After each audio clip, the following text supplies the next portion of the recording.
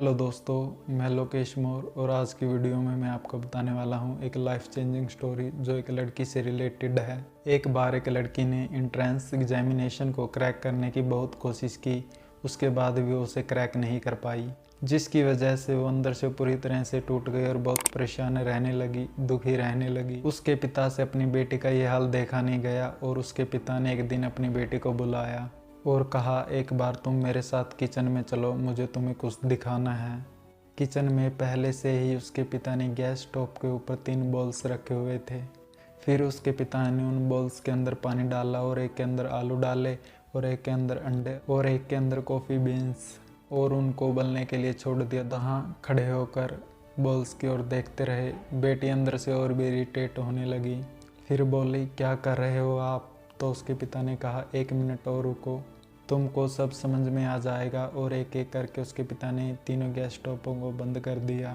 जो पहला बॉल था उससे आलू निकाले और एक प्लेट में रख दिए और दूसरे बॉल से अंडे निकाले और एक प्लेट में रख दिए और तीसरे बॉल से कॉफ़ी को निकाला और एक कप में डाल दिया और तीनों को निकाल कर स्लैब पर रख दिया और अपनी बेटी से पूछा, तुम्हें क्या दिख रहा है? और उसकी बेटी को गुस्सा आ गया। देखना क्या है, एक साइड आलू रखे हैं, एक साइड अंडे और एक साइड कॉफ़ी।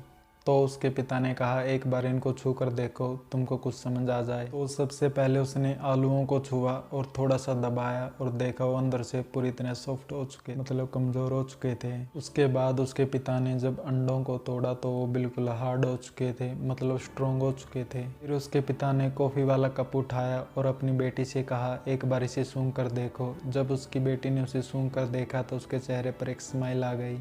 फिर उसके पिता ने अपनी बेटी से कहा, तुमने ध्यान से देखा क्या हुआ? यहाँ पर ये तीनों एक ही सिचुएशन में गए, लेकिन तीनों ने अलग अलग तरीके से रिस्पॉन्ड किया। तो पहला यानी कि आलू जिसे हमने पानी में डाला, उससे पहले वो बहुत ही स्ट्रॉन्ग था, लेकिन पानी में जाने के बाद वो बिल्कुल ही कमज़ोर हो गया।